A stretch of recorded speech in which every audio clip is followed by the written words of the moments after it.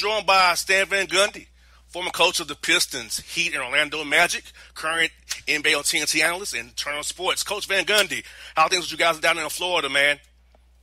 Well, other than the fact that we have a surging number of cases of COVID-19, everything's going well. We're keeping ourselves fairly isolated, so all is good here, but it's a little scary in the state. Coach, I know you and I are on the same way politically here. Between your governor and my governor here in Georgia and governors in Arizona and Texas, I don't know what virus they're looking at. Because I see a very dangerous virus that can kill people. And so I don't know what they're doing. And I'm worried about the bubble as well, Coach, with the cases rising in Orange County and Central Florida, Florida in general. I'm worried about the bubble as well. Yeah, I am too, because there are workers, that have to come into those hotels that live in Central Florida, where we're having a greater number of cases, and they have to come into those hotels and work. Now they're keeping them away from the players supposedly, but still it's not a perfect situation. But we're a lot like you guys are in Georgia, and that we're having to rely on our mayors to do the right things, and certainly Keisha Lance Bottoms is trying to do the right thing. We have Jerry Demings, Val Demings' husband, here is the mayor of Orange County in Florida. He's requiring face masks be worn.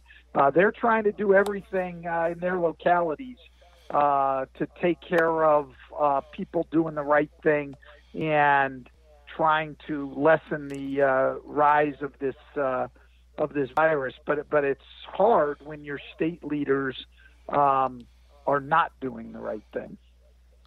And, Coach, I'm 33 years old, Coach. I have asthma. So I've used my platform every week to tell my listeners, look, to people like me who are vulnerable in our elderly population, people who have cancer, because going out to a club will be there.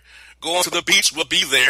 I haven't heard the beaches and clubs going anywhere, Coach. So let's just take the pain now so we can be healthier down the road. But even here in Atlanta, people going out to clubs, having concerts in the indoor facilities. I'm like, Coach, it's like, if you want to have sports, how about people take this seriously? Then you have sports, kind of like we had to have in Europe and other places where they're starting to get back up, ramp up, and going. But here in the States, it's nothing. Don't worry about it. Don't wear a mask, and it'll be okay. It'll go away.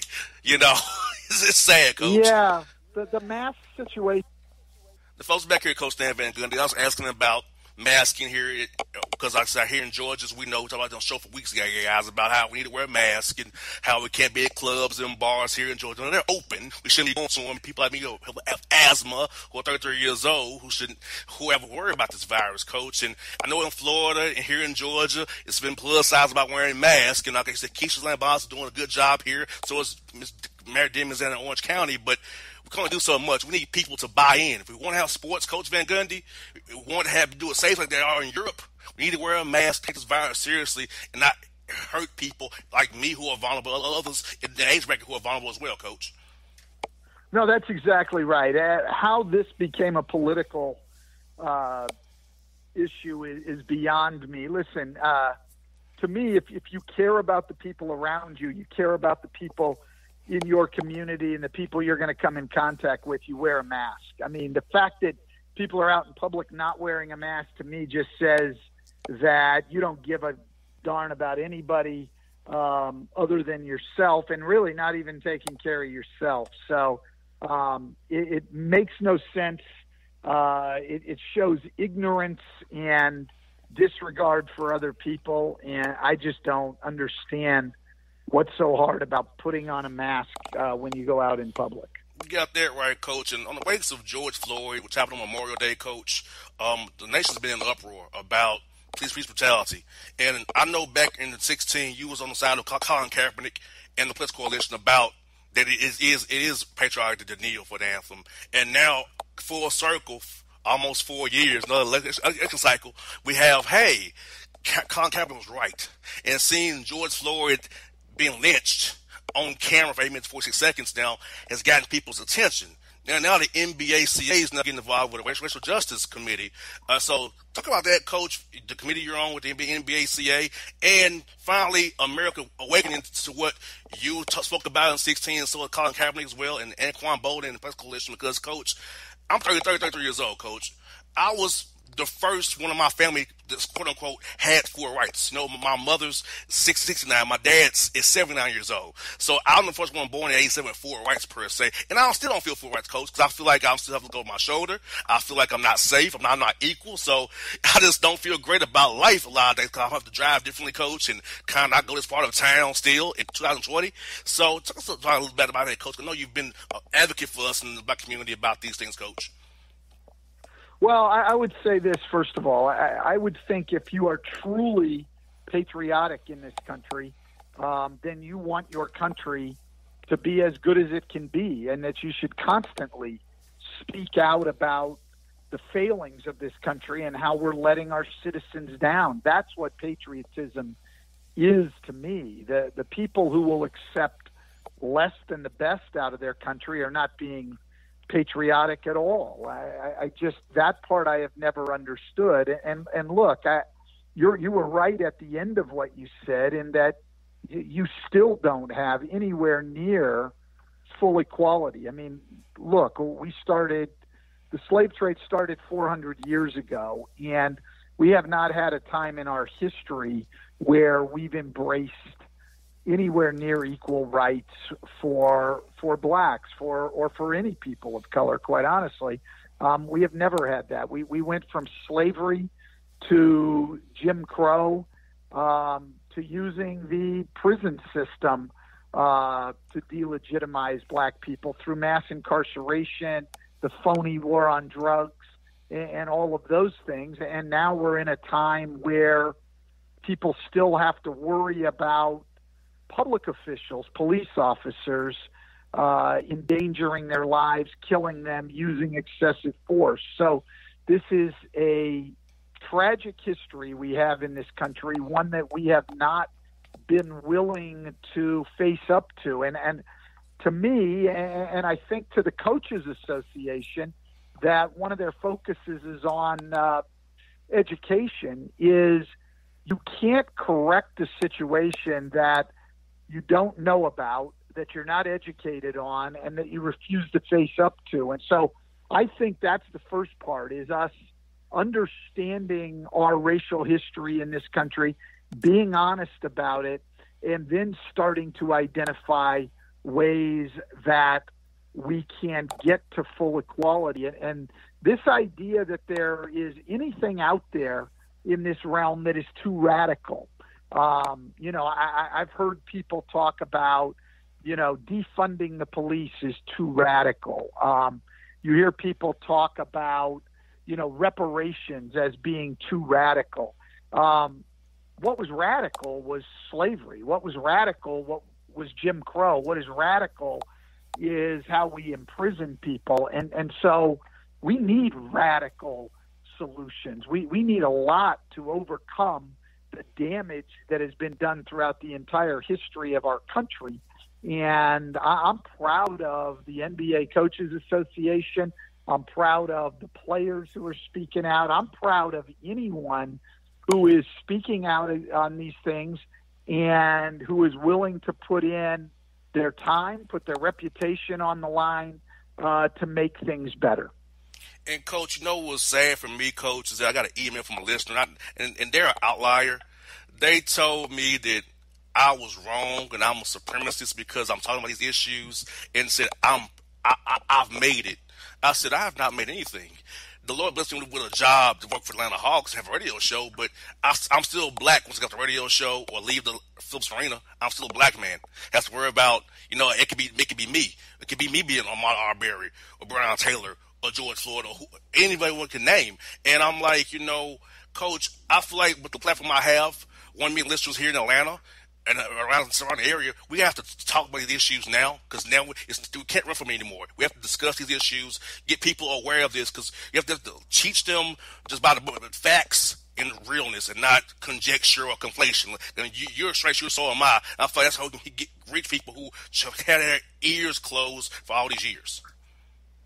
Well, yeah, and I think the one thing, look, NBA fans in Atlanta can be really proud of is the head of the NBCA Committee on Racial Justice is Lloyd Pierce, the coach of the Hawks, and the time and effort he has put into this, and because he's been out at these protests speaking and things, and when the very first meeting of the committee, which I was lucky to be on since I'm not coaching, it was nice of him to bring me in, but Lloyd started off the conversation with, giving sort of his own viewpoint on things, and he said exactly what you had said. He was on the Zoom call. He was wearing, his Atlanta Hawks T-shirt, and he said, if I go outside without this shirt on, I'm not the coach of the Atlanta Hawks. I'm not anything other than a black man in Atlanta, in the South, and I'm as endangered as any other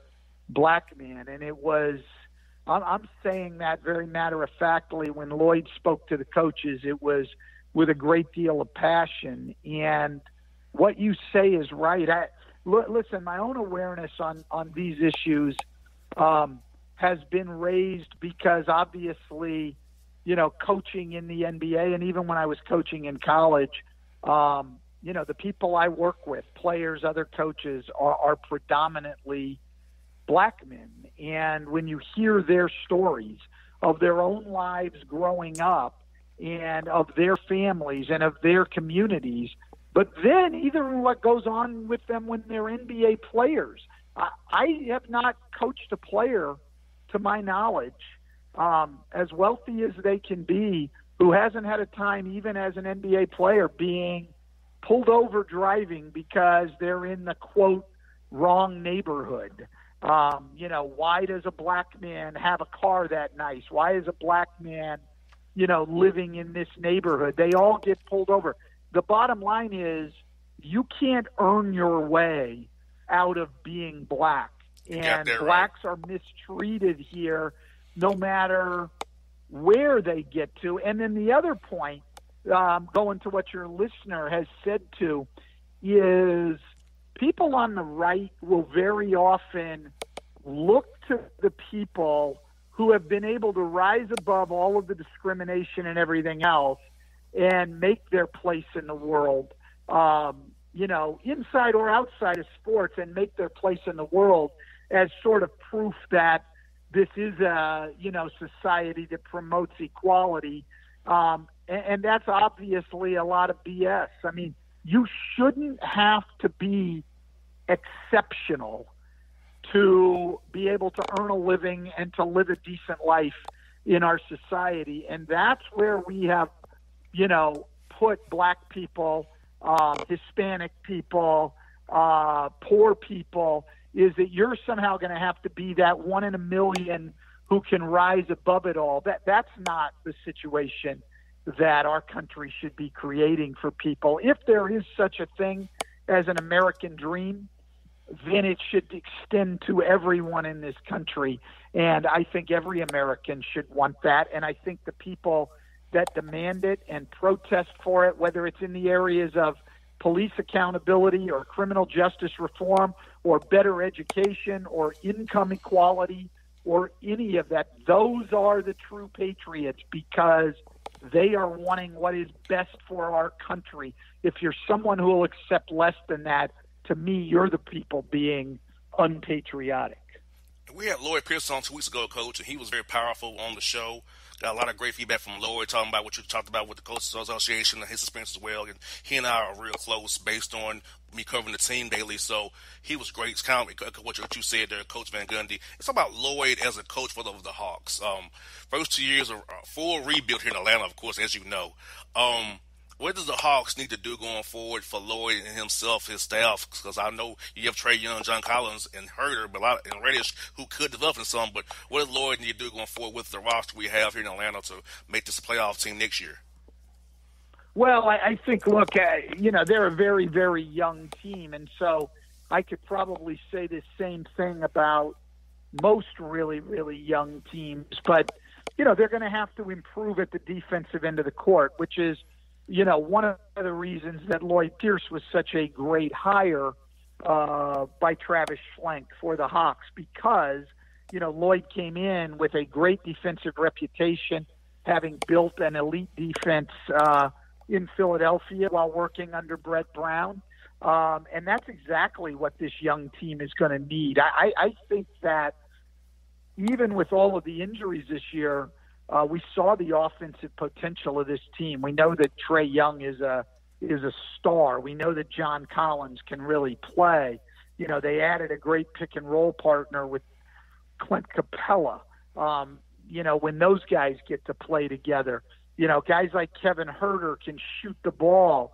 And we saw that potential flash, particularly near the end of the pandemic-shortened part of the Hawks season. But defensively, they've got a long way to go. Lloyd's really got his work cut out for him. But like I say, he's the perfect guy. He has that defensive acumen. He has the teaching ability. And it's just a matter of young players continuing to develop and learn. And the players have to take the responsibility of really buying in and putting in the work that it takes to be good at the defensive end of the floor. JR, a lot of people now in this league, because scoring has gone up so much, will try to make the point that, the league's really not about defense now. And to that, I would counter and say, well, take a look right now and look at the teams with the 5 best records in the NBA. They're the 5 best defensive teams in the NBA right now. So, yeah, scoring's gone up. It's all relative, though. The Lakers, the Clippers, the Bucks, the Boston Celtics, and the Toronto Raptors, those are your 5 best defensive teams. They've got the 5 best records. Hawks players need to buy into that. They need to listen to what Lloyd's teaching. They need to put in the work. They need to do it every single night. If they do, this is a team that should be on the rise over the next few years. Looking forward to that, Coach. And the guy you coached who's on our roster last year is Vince Carter. I enjoyed covering Vince the last 2 years. He's such a nice man, open man, willing to talk to you about anything from his life back in Florida to any topic. It was on Vince Carter talk to you about it on off the record. So you coached him, the Magic, Coach. So how's he the coach as a player? And what do you see Vince's future as as a broadcaster, or we get into coaching maybe? Because I think he can coach if he wanted to.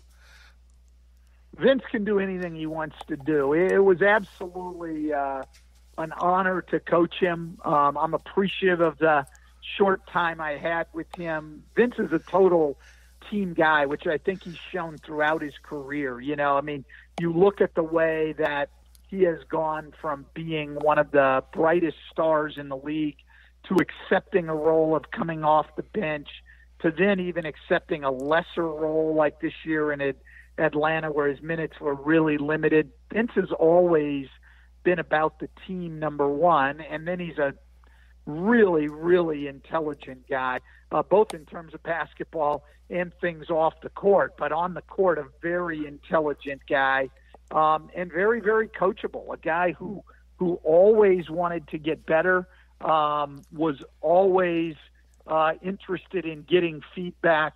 There's no better person in this league to coach than Vince Carter. And I'm interested, like everybody else, to see what he ends up doing after his playing career here, because he's capable of doing anything, both in the community and basketball, anything he wants. But Vince and his mom down here in Florida have done a lot for the community. I just saw his mom again right before the pandemic started at a political fundraiser at my house. It was great to catch up with her. They've done an immense amount of good work here in the community. So I'll be following Vince as he heads into his post-playing career life, and I know he will have an impact one way or another, inside or outside of basketball. I would definitely miss him, Coach. He's a great guy to talk to. And, Coach, a little bit about you, Coach. What is your fondest memory, Coach Van Gundy, coaching in Atlanta, whether it be at the Omni or Phillips Arena or now State Farm Arena? What is your fondest memory coaching here in Atlanta against the Atlanta Hawks? Well, I'm gonna tell you first, before I get to my greatest memory in Atlanta. I'm gonna tell you the most scared I've ever been in my NBA career was in Atlanta. The first time I remember sitting on the bench before the game, and they let that hawk fly down. Oh, yes. And I had no idea it was coming. I was sitting there. I was on the bench there, like, what the hell is that? And I was scared every other time after that. Also, but that first time when I didn't know what was coming, I was scared out of my mind. I'm not afraid to admit that. So that is, if you ask me the one main memory of my time in coaching in Atlanta, it was that damn Hawk. Yes, it scares me too, Coach. It scares me too, Coach. We're together. We're both scared, Coach. I'm scared with you, man. Yeah. So that's my main memory. I mean, you know, and then, you know, there were both good and bad memories, both as my time as an assistant in Miami and then also when I was coaching in Orlando. You know, we had we had the sweep of Atlanta, you know, the 1 year, which is, I still think, the biggest sweep in NBA history. We won by, I think, 26 points a game, and played really well, but then came right back, you know, and had a tough 6-game loss to Atlanta in 2011, I guess. And so a very difficult time where Larry Drew's strategy of, you know, going to a big lineup with Jason Collins against Dwight paid off for them. So, you know, it's like every other arena probably in the league. You have memories of good things happening, and then you've also got memories of very difficult losses. Atlanta is no different than me, but at least the other 29 places don't have that hawk flying You down. get that right. And, Coach, I was there for that series in my Magic gear. Told off there, I'm a Magic fan at heart. I had all my Magic gear in the arena during that series, Coach, and it made me sick to see Collins on Dwight. How, oh no, Larry's going back to Jason Collins. Oh my God. You know, so yes, Coach, I had the same feeling you did probably during that series in 2011. Yeah, no, it was a tough one for us, you know, because, you know, Jason Collins was a very good defender and one of the very few guys in the league who could, you know, match Dwight's strength and stand up to him a little bit. And it helped him keep Al Horford out of foul trouble, you know, and they got us at home in game 1, and then home court advantage stood up after that. We just weren't able to make any inroads. We had a shot at the end of game 6 to prolong the series and couldn't get it to go down. But, you know, I give Larry a lot of credit for what he did in that series and their players for buying into that. You know, all year, Larry did the same thing against us. Every other game, Al Horford started at center, except when they played the Magic. You know, he moved into power forward and started Jason Collins. And you won't usually see coaches do that. You know, they might bring a guy like Jason Collins off the bench a little earlier and play him a few more minutes, but they generally won't change their starting lineup. I think Larry realized how dominant we had been against the Hawks up until that point. And so he made a drastic move, and it paid off for them. I think it gave their team a lot of confidence, and it worked very, very well for them. And, you know, I to this day applaud Larry's coaching move on that. Coach, that was my last series as a real fan because I got my master's degree at August of 2011. Then I went to come work for the Grizzlies for 1 year. And then I came back to Atlanta and worked for the Hawks from 2012 on. So it was my last series, Coach. I was 24 years old as a fan before I got into the business for real. That series. Yeah, that was a tough one for me. You know, I mean, it was just, you know, I thought that we had a really good team. You know, and we had home court advantage, and you know, when you have that and you're not able to get through the first round, it's difficult. But that was a good Hawks team, and from their side of the equation, you know, that was redemption on their part, and so I give them all the credit in the world. I got two more for you, Coach. One of them's about my man, Coach Freddie Gonzalez, the former manager of the Braves and the Marlins. I know you and him are real close, and you love baseball, Coach. Let's talk about how you and Freddie have formed a friendship, and you love a baseball. I know you love the game of baseball, Coach. I know you love it so much, man. So talk about Coach Freddie Gonzalez and baseball, man, and your love of it, Coach. Look, I've met great people throughout my time in sports. I've been very, very privileged to have gotten to know a lot of great people inside and outside of coaching. But you cannot meet a better person than Freddie Gonzalez. And as a manager in baseball, the thing I always admired about Freddie is he's the most even keel person that I had ever met. Great intensity to him below the surface, but he was the same every day, whether things were going well or things weren't going well. I mean, I would think that his players had to love playing for him because there was a consistency about him every single day, about the way he prepared, about the way he communicated with his team.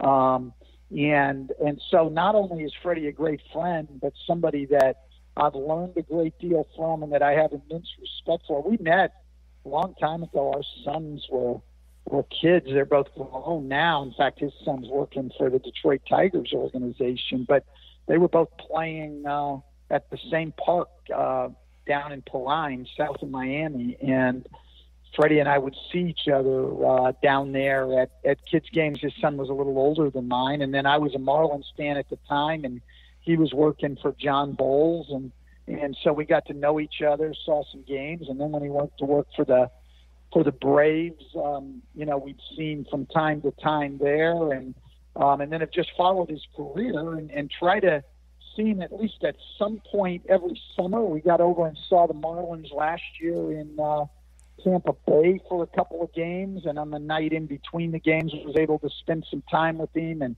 saw him every year when he was managing the Braves, and obviously they had spring training down here in Orlando. Any day that I get to see baseball is a good day, and any day I get to see Freddie and baseball in the same day is a great day. I miss going to Disney for spring training, Coach. I missed that trip this year, unfortunately, because of the pandemic. But I hope to do it again soon if we ever get these cases down. I mean, it's tough because, it's even baseball as they reopen, nobody's going to be in the park. And even more so than any other sport to me, baseball is, at least for me, it's always been an in-person sport. Not that I don't watch it on TV, I do. But of all the sports to me, the biggest difference between the TV experience and the in-stadium experience, the biggest difference is baseball. There's not much in way of entertainment that I'd rather do than sit out on a nice day at a baseball game. The slower pace of the game to me is an advantage. You've got time to have conversation with the person you're with. Enjoy some good food and drink and watch a great game. I will miss a summer of not being able to go to a baseball game. I mean, I'm like any other baseball fan in that I can't think of the last time I've had a summer without going to a baseball game. So, it'll be tough for all of us who are fans of the game. That's one, Coach. I coach for the Pistons, but some of the Pistons is very unique, and it's John Mason, Coach. I know he always kept the crowd excited, his introductions. So how was it, Coach, to be the coach of the Pistons with that guy hyping your crowd up and pumping the crowd up before, doing timeouts and after the game as well? Yeah, no, fun guy. I mean, and someone who put a lot into it. I think if you have people like that in your organization, it's what really makes the pro sports experience, because what that all comes from, not only is John a great performer, but where it comes from is that he absolutely loves the fans. And so he wants to do a great job for them. And when you have people like that, they just make the experience for the fans. And he tried to bring that every single night in Detroit. And look, it's been a tough, long stretch for the Pistons. I mean, one playoff experience, one playoff series last year, 2019, one when I was there in 2015. none the 6 years before that. It's been a long time, and so it hasn't been easy to be a Pistons fan. But guys like that are working hard every night to make the experience as good as it can be, and I've got great respect for that. Coach Van Gundy, thank you for your time today. I told you off there, I covered you when you was the Pistons and the Heat and the Magic with the Hawks. I'll see you, and I'm thankful for your time today, Coach. Hope when you come to Atlanta, work for Turner. Hopefully, maybe get some dinner sometime. I'll text you off air so you have my information. But hopefully, we'll see you real soon. And a friend of mine, yours, Coach Tyndall, he speaks so highly of you, Coach. I know when he first lost his gig, and he said how you reached out to him and gave him some confidence and keep his head up, and he really appreciates you and your friendship with him, actually. Because Donnie's a great friend of mine as well. Yeah, and a good man, and now back in the college game. So, it's a Pola Junior College. So, I'm sure you will see him have great success, and eventually you'll see him back on a Division I bench.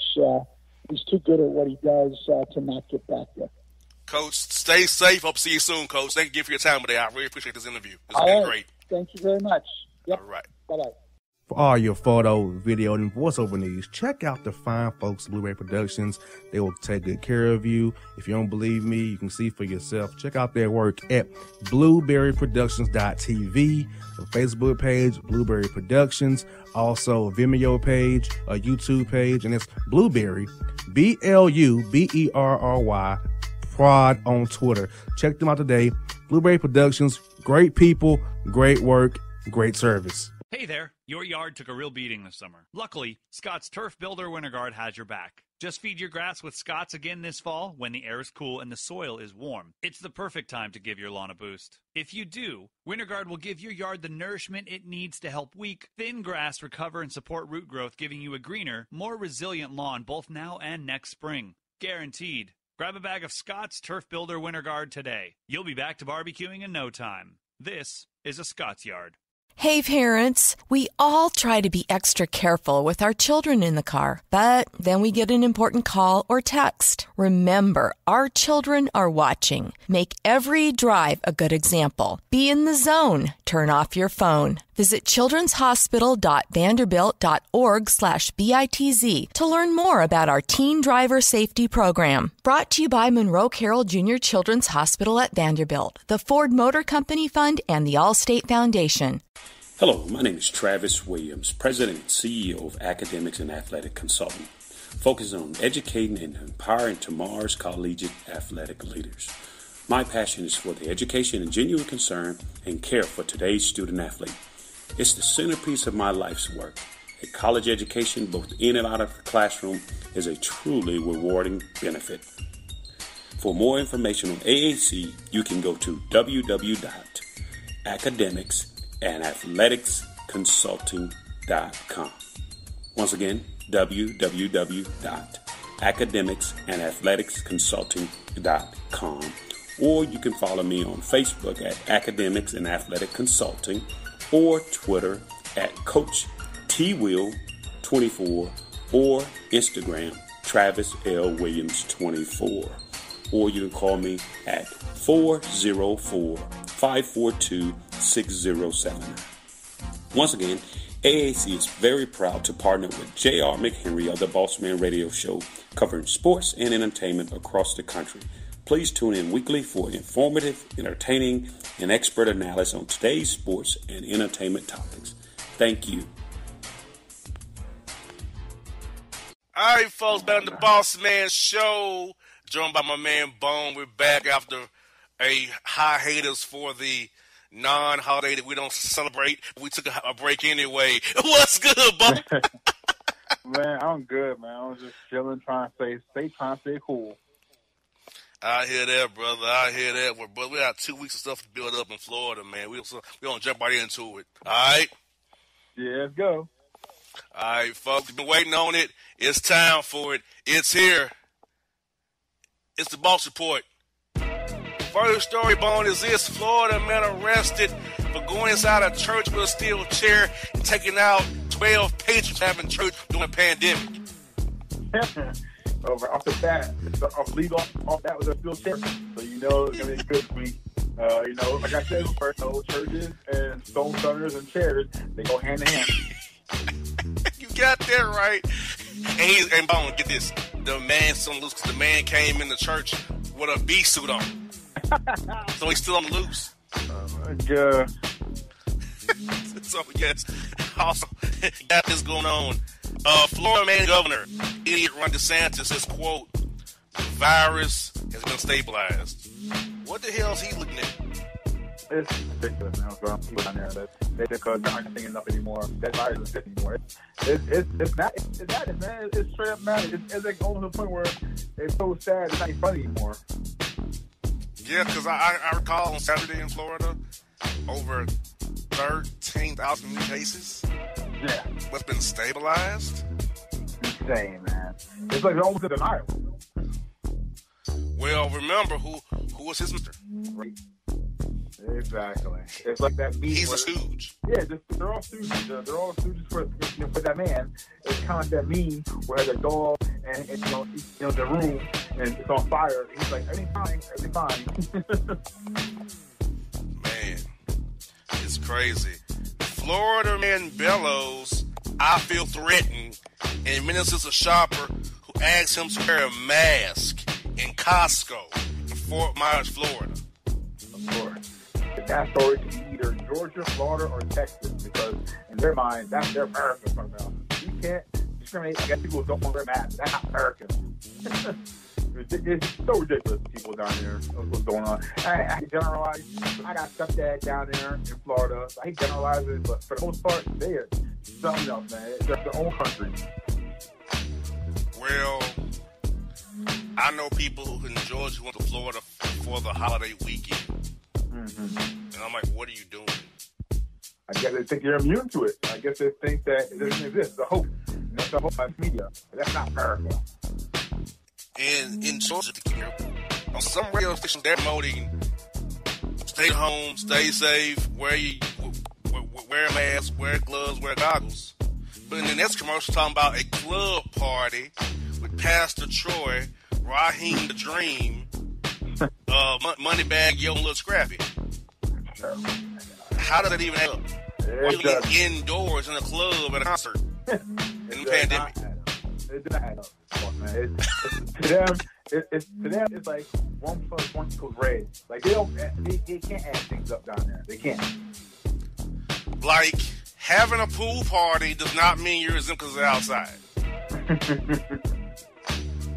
In Atlanta this weekend, there was multiple pool parties in Atlanta this weekend, and they put a pool party inside of a club on the compound. Even worse. Yeah, I know that the people, I know that's your origin, but I sometimes just think like, can't we just like do like an old Bugs Bunny cartoon, get a giant saw off Florida, and let just have it just rip off as his own nation? And maybe solve Georgia too. That I'll leave Georgia and move Georgia. Yeah. Like, I don't understand, Bone. I'm not understanding why pool parties aren't safe either. Like, No, I don't get it. I guess they stick to chlorine. It's like a shield, a force shield. But nah, when you still emitting, screaming, the droplets are still flying in the air. It's people. I don't care what virus you have. The common cold, airborne. Influenza, airborne. They airborne, people. Oh my goodness. Oh my God. Here we go. Florida man knocks out pastor with a bat for sending him an email asking for tithes and offers during the pandemic when he lost his job, man. He went to the service on Sunday while they were filming church and popped him in the head with a metal bat to Easton. Metal bat? Easton? Ooh, wait. Yes. Those Eastons those things are solid, man. Those things are like those kids. Man, he was serious, huh? Man, look. Pastors in Florida need to chill out right now. Man, goodness gracious. Florida man's DUI arrest, his sixth arrest, but this first one on a lawnmower naked. A dude on a lawnmower naked? Yeah, he got DUI driving on a lawnmower naked, or riding more naked.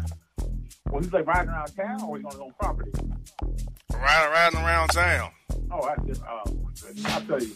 You know what? I have friends that out in the country, New Jersey, because there are some parts of the country that are very country where they own lots of land, and and they do almost everything they want on their lawnmowers, around the property. But to do it down the street, you know what I'm saying? Down Broad Street, in front of everybody, that's a whole other story. Man, what you said.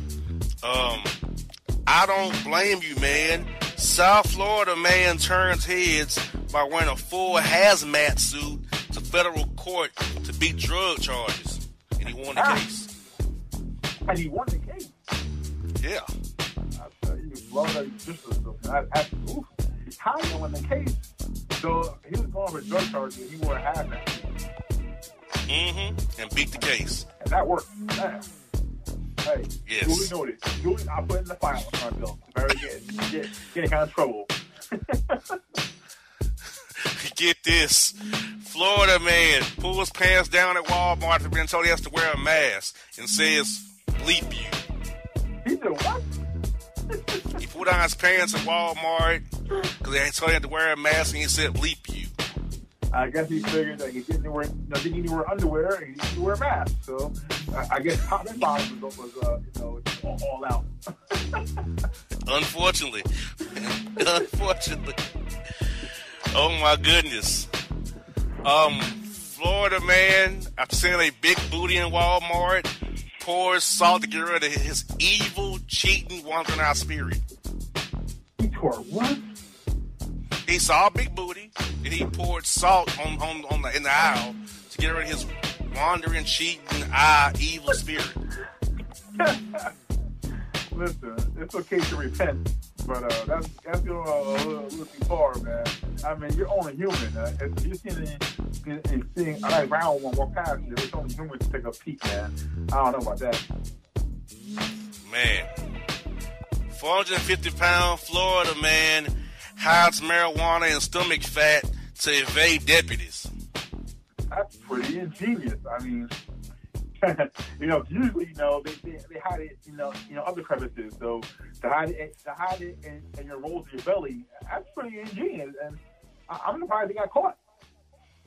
I am too. No, man, state of Florida doing what they do best.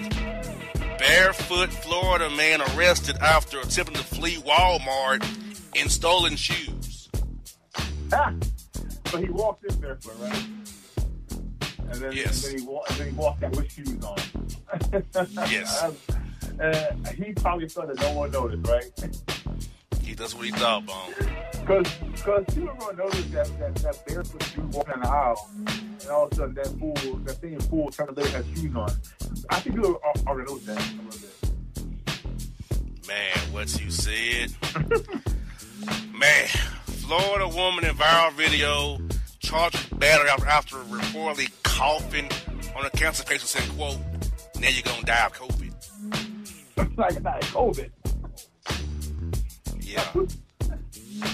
Over what? She coughed on a cancer patient and said, they ain't gonna die of COVID for no reason. I'm not laughing because it's funny. I'm laughing because the stupidity and the callousness of our people. Like, people, human beings. What is wrong with people, man? Like I said, it's almost so sad that it's funny now. Because people are just crazy, man. And she had to be one of those stooges for that guy. Yeah, exactly. Because down there, it doesn't exist. It's all myth. So I got to check the theory out. Try it out. Florida man arrested for shooting pellet guns and mooning drivers on I-75 near Tampa. That sounds like a normal little Tuesday down in Tampa. My stepdad lives in Tampa, so I know about a little area that it's a little funky down there in the Tampa area, certain parts. But he's out there just shooting pellets and moon fuel, huh? Mm-hmm. Oh my goodness. Just our normal neighbor Earl down there. Oh my goodness. Florida man booked for mooning dentist assistant, flashing genitals at her, and going to turn up equipment after she refused to top him off during the cleaning session. That sounds like something that my man Antonio Brown would do. He's also from Florida. So maybe that's just a Florida thing. That's just a Florida way to say hello to one. Exactly. Here we go. Florida man arrested after hitting pastor with a Little Caesars pizza for not letting him hold $20 to pay his light bill doing service. Well, his light bill is only $20, man. Yeah. So wait, he can afford to buy a pizza, but he can't afford to put his lights on? Yeah, when he hit the light bill paid, he came to church out the pastor out with the box of pizza and pending for the 1, 2, 3 and left church. I would be offended by the pastor, first of all, so these are nasty. I'm not sure if they're a sponsor of yours. I hope they're not a sponsor of yours. If they are, I apologize. But to me, I'm not feeling that pizza, so I'd be offended by that alone. But how does a headshot with a pizza get you down for a 3 count?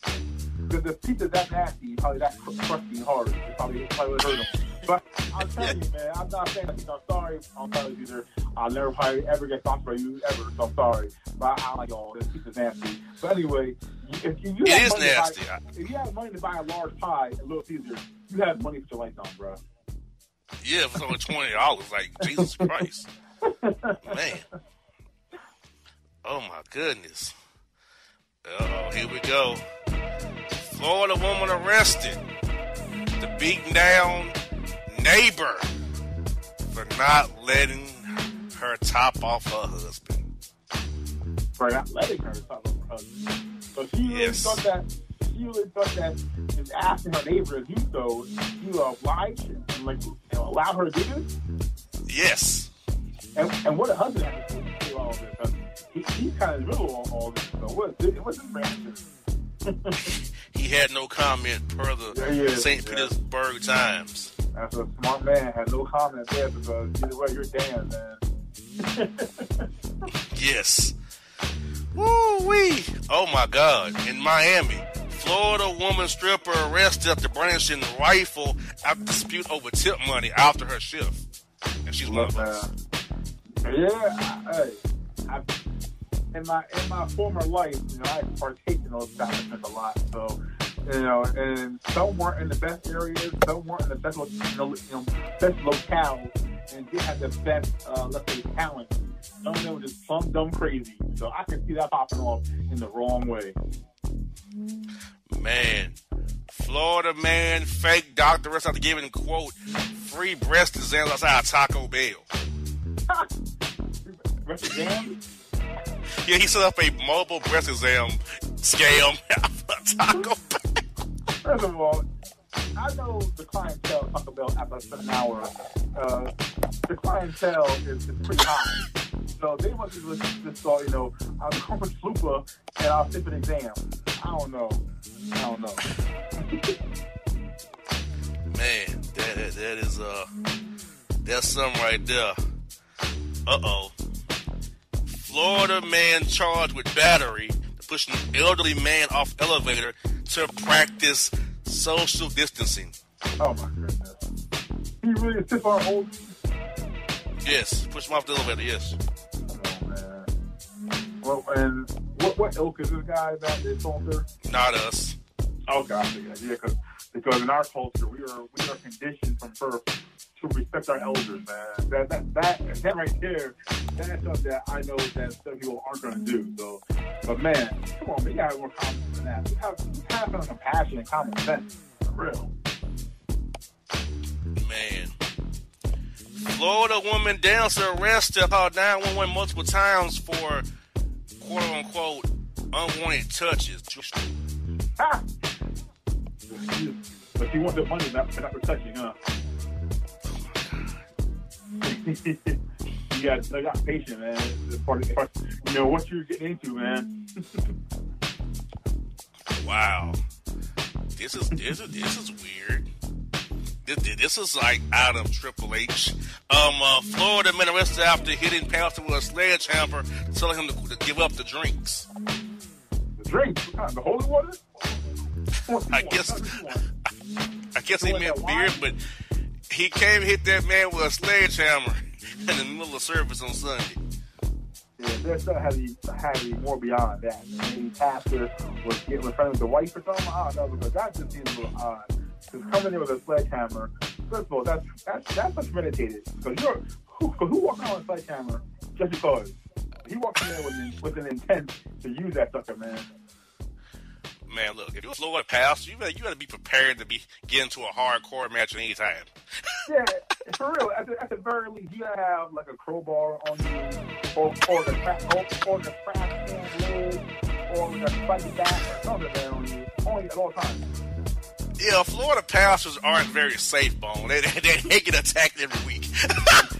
It seems like it, yeah. It seems like it's a hit on pastors, man. Florida. Yeah, I wouldn't want to be a pastor in Florida right about now. That's a dangerous job, man. Because I think that right now, I think it's just ahead of police officers and firefighters, man. I think like you're now a target. If you're a Florida pastor, man, you better come to your sermon strapped with something, man. Mm-hmm. Oh my God.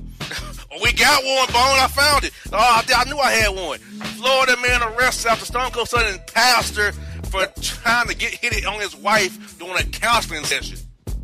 Yeah, see, first of all, you're the pastor. You're coming there trying to stay in marriage, not break it up. So what is your MO? Are you really just there as a quote-unquote counselor to get digits? I think that's so, if you are, that's the wrong way to do so, man. If you're going to do it, be low-key, man. Man. So, look, another pastor. That's 5 pastors attacked today already. That's a record. That's be a record, isn't it? That's a record, right? That must be up there on the top, man. It must be there and here there. Man, last 3 stories of the day. Unable to wait till the 4th of July, Florida man blows off hand off of fireworks a day early, and it in front of his yard.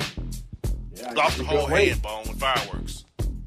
You know what? I was on the Giants beat when JPP went his thing, so it's kind of, to me, it hit home with that one, man. To see JPP's hand like that every day in practice, to me, that hits home.